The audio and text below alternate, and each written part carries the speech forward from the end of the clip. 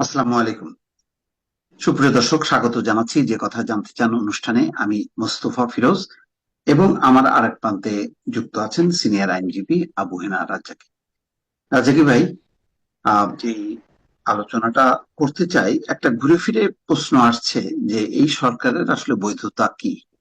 বর্তমান সংবিধান অনুযায়ী কি তিনি যেভাবে পদত্যাগ করলেন সেই পদত্যাগের চিঠি কিন্তু আমরা এখনো দেখিনি, জাতি দেখেনি। আহ রাষ্ট্রপতি অন্তর্বর্তী সরকারের প্রধান হিসেবে ডক্টর ইউনূসকে যে আমন্ত্রণ জানালেন, তার ফরমেশনটা কি হলো, এইভাবে হয় কিনা, আমাদের সংবিধান সেটা বলে কিনা, অনেকগুলো কোশ্চেন। অনেকে মনে করেন যে এটা ভবিষ্যতে একটা আইনগত ঝামেলার মধ্যে পড়তে পারে। আপনার ব্যাখ্যাটা কি? তাহলে তো আপনার এখানে দুইটা পার্ট আসলো। একটা পার্ট হইলো প্রধানমন্ত্রী যে পদত্যাগ পত্র, সেটা নিয়ে হুম, একটা বিতর্ক আছে যে পদত্যাগ হুম, পত্র কেউ দেখে নাই। আর হুম, হুম, একটা পার্ট বললেন যে এই সরকারের বৈধতা, মানে সরকারটা কিভাবে আছে। হুম, হুম, হুম, তা আমি যদি আমি সরকার পদত্যাগ করার বিষয়টায় যাই সর্বপ্রথমে, হুম, তার আগে হুম, আপনার কয়েকটা বিষয় আপনাকে দেখতে হবে। প্রধানমন্ত্রী যেদিন, মানে প্রধানমন্ত্রী মানে এখন শেখ হাসিনা, মানে প্রধানমন্ত্রী যদি আর নাই, তবুও তাকে অসম্মান করে কথা বললেই যে অসম্মানিত হবেন তা না। এখন এই প্রধানমন্ত্রী যখন 5 তারিখে চলে যান, পালায়ে যান, পালায়ে যাওয়ার পর কিন্তু সে প্রথম যখন ভারতে ঢুকলো, ওখানে ঢুকার পর কিন্তু জয় একটা স্টেটমেন্ট দিল 5 তারিখেই, তার ছেলে আমেরিকায় বসে, কি আমার হুম, মা বা আমার পরিবারের কেউ আর কোনো রাজনীতি করবে না। জি, এবং মা খালারা চলে আসছে, অন্য রাজনীতিকদের কি হবে সেটা আমাদের দেখার বিষয় নয়। হুম, হুম, এটা বললেন 5 তারিখ। 9 তারিখ উনি স্টেটমেন্ট দিয়ে বললেন, যদি আওয়ামী লীগের নেতা কর্মীরা চায় তাহলে ওনার একটা বাসনা প্রকাশ করছেন, উনি গিয়ে হাল ধরলে ধরতেও পারেন, এরকম একটা ইচ্ছা উনি প্রকাশ করছেন সজীব সাহেব। হুম, এটা গেল 9 তারিখ। তার রেডিক্যাল চেঞ্জটা দেখেন, মানে খুব দ্রুত চেঞ্জ। তারপরে বলতেছে 10 তারিখে যে আমার মা এখনো পদত্যাগ করেননি, সংবিধান হুম, অনুযায়ী তিনি প্রধানমন্ত্রী। হুম। এটা নিয়ে বেশ একটা বিতর্ক, মানে তর্ক বিতর্ক এখনো আছে। এখন আমি তবে এই বিষয়ে যদি তার মা, হুম, না তবে আবার যোগ করি, তবে তার মা আবার একটা বিবৃতি দিছে। সে হুম, বলছে যে আমি পদত্যাগ করেছি কিন্তু রক্তপাত এড়ানোর জন্য চলে এসেছি। পরের দিন আবার জয় আবার হুম, বলছে যে মা এ ধরনের কোনো বিবৃতি দেয়নি। হ্যাঁ, এটা যদিও তাদের মিথ্যা কথা বলার সকাল বিকাল অভ্যাস, পায়ের হুম, নখতে হুম, মাথার চুল পর্যন্ত মিথ্যা বলে, কাজে এটা কিচ্ছু আসে যায় না। তবে এই পদত্যাগের বিষয়টা নিয়ে বলতেছি, আমাদের বর্তমান যে পররাষ্ট্র অ্যাডভাইজার, উনি এই হুম, প্রশ্নের মুখোমুখি হয়েছিলেন। উনি তখন বলেছেন যে প্রধানমন্ত্রী কাগজে কলমে পদত্যাগ করেছেন এবং হুম, হুম, রাষ্ট্রপতির কাছে আছে, এতটুকু কনফার্ম করা হয়েছে, বাকিটুকু আমি হুম, বলতে পারবো না। তার মানে পদত্যাগপত্র একটা আছে এবং হুম, রাষ্ট্রপতির হুম, কাছে। তার পরের ধাপ হুম, যদি আমি যাই, সেনাপ্রধান কিন্তু 5 তারিখ বিকেল বেলা যখন ভাষণ দেন 4টার দিকে, তখন কিন্তু তিনি বলেছেন শেখ হাসিনা পদত্যাগ করেছেন, এই দাবি করে এটা বলেছেন সেনাপ্রধান। বিকাল 4টায় জনগণের উদ্দেশ্যে দেওয়ার বক্তব্যে একথা সেনাপ্রধান প্রকাশ করেছেন। গেল সেকেন্ড দফা। এইবার আসেন থার্ড দফা। থার্ড দফাটা আপনি দেখেন যে কি বলতেছে থার্ড দফায়। থার্ড দফায় বলতেছে রাষ্ট্রপতি কি করলো। রাষ্ট্রপতি বলছেন জাতীয় সংসদ বিলুপ্ত ঘোষণা করলো। কি বইলা, আপনি বিষয়টা দেখেন, কি বইলা। বিজ্ঞপ্তিতে বলা হয়, রাষ্ট্রপতি মোহাম্মদ শাহাবুদ্দিনের সঙ্গে 3 বাহিনী প্রধান, বিভিন্ন রাজনৈতিক দলের নেতৃবৃন্দ, সুশীল সমাজের প্রতিনিধি ও বৈষম্য বিরোধী ছাত্র আন্দোলনের নেতাদের বৈঠকের সিদ্ধান্তের পরিপ্রেক্ষিতে হুম, জাতীয় সংসদ বিলুপ্ত করা হয়েছে। সংবিধানের হুম, কিন্তু কোনো বালাই নেই। আপনি এটা পরিস্থিতিটা সে বলছে, হুম, সংবিধানের হুম, কোনো বালাই নেই, কিন্তু এখানে সংবিধান অমুক অনুচ্ছেদ তমুক অনুচ্ছেদ এগুলা কিন্তু নাই। সে বলতেছে কোন প্রেক্ষাপটে এটাকে বিলুপ্ত করা হয়েছে। অর্থাৎ আপনি বলতে পারেন গণ অভ্যুত্থানের পরিপ্রেক্ষিতে সংসদ বাতিল হয়ে গেছে। এখন হুম, সংসদ যখন বাতিল হয়ে যায়, সংসদ হুম, বাতিল হয়ে গেলে কিন্তু প্রধানমন্ত্রী আর থাকে না, কারণ সংসদ সদস্যই তো উনি থাকতেছেন না। হুম, হুম, কাজী কাজী তার পদত্যাগপত্র এটা অ্যাবসলিউটলি ইমমেটেরিয়াল। কারণ সিচুয়েশনটা তো সংবিধান মোতাবেক না। আপনার সংবিধান আপনি ডাস্টবিনে ছুঁড়ে ফেলেন, কারণ আপনি যে সংবিধানটা বানাইছেন এটা তো সংবিধান নয়, এটা তো আপনার মন গড়া লেখা। এখানে এতক্ষণ যা আমি বললাম তার ভিতরে সংবিধানের কিন্তু কোনো গন্ধ নাই। সংবিধানের যেহেতু গন্ধ নাই, সুতরাং সংসদ ভেঙে দিছে। ভেঙে দেওয়ার মানে সংসদ ভেঙে দিলে তিনি আর প্রধানমন্ত্রী থাকেন না। সুতরাং পদত্যাগ অবান্তর। দ্বিতীয় কথা আসেন, উনি গেছে পালাইয়া।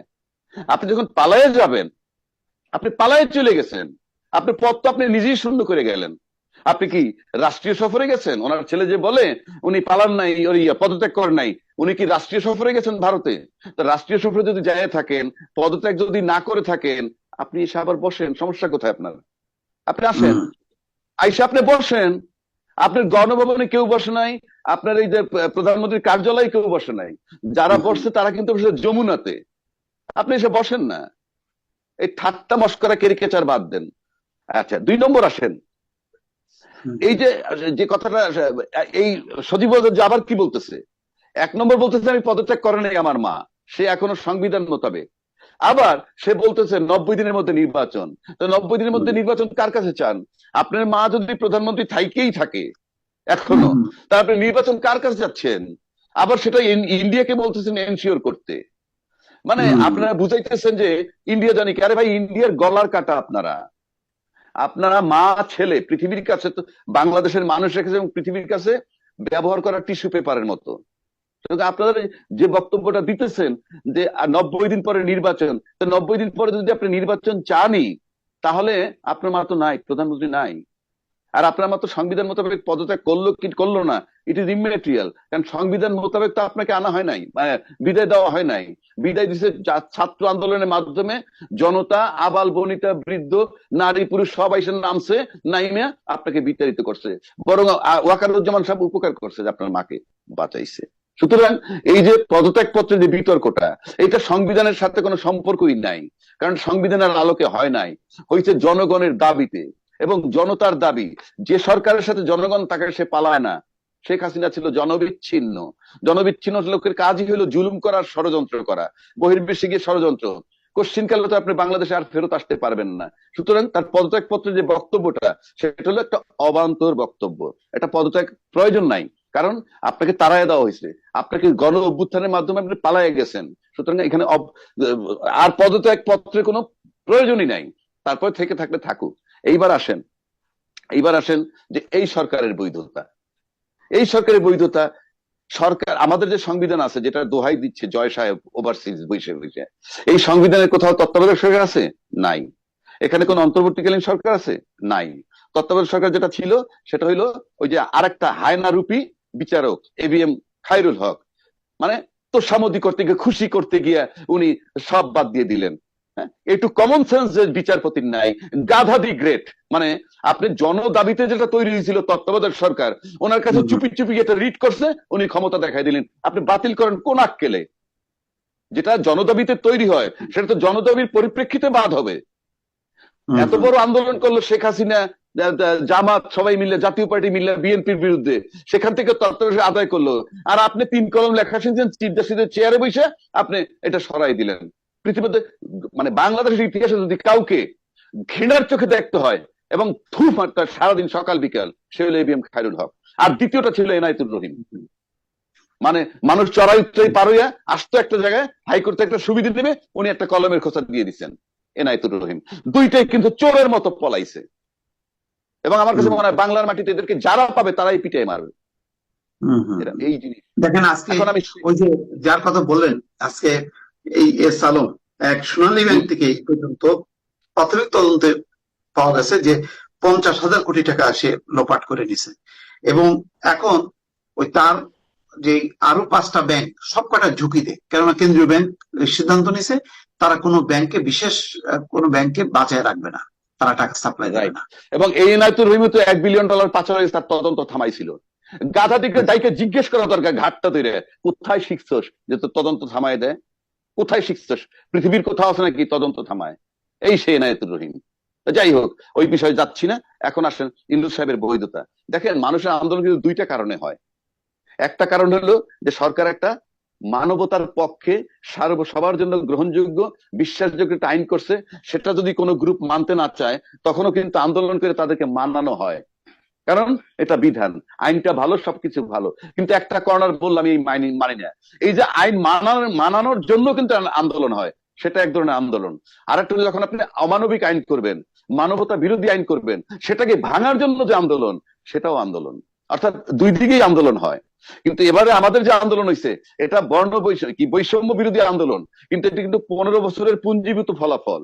15 বছরের এটার ভিতরে যদি আপনি সেই আয়না ঘর আনেন, বিচার বহির্ভূত হত্যা আনেন, বিনা বিচারে হত্যা আনেন, গুম আনেন, ধর্ষণ আনেন, সব আনেন, সবগুলো একত্রিত বৈষম্য ছিল। ইউনূসের বিচার হয়েছে, খালেদা জিয়ার বিচার হয়েছে, ইসলামের বিচার হয় নাই, এগুলো কিন্তু বৈষম্য। তাই আসছে বৈষম্য বিরোধী আন্দোলন। লিডিং পার্টের ছাত্র ছিল এবং ছাত্রদের সাথে সবাই যোগ দিছে, এবং মুহূর্তের মধ্যে এই প্রশাসন এবং আর্মি তাদের বিবেক হয়তো ঘুরে গেছে, আর তারা গুলি চালায় নাই।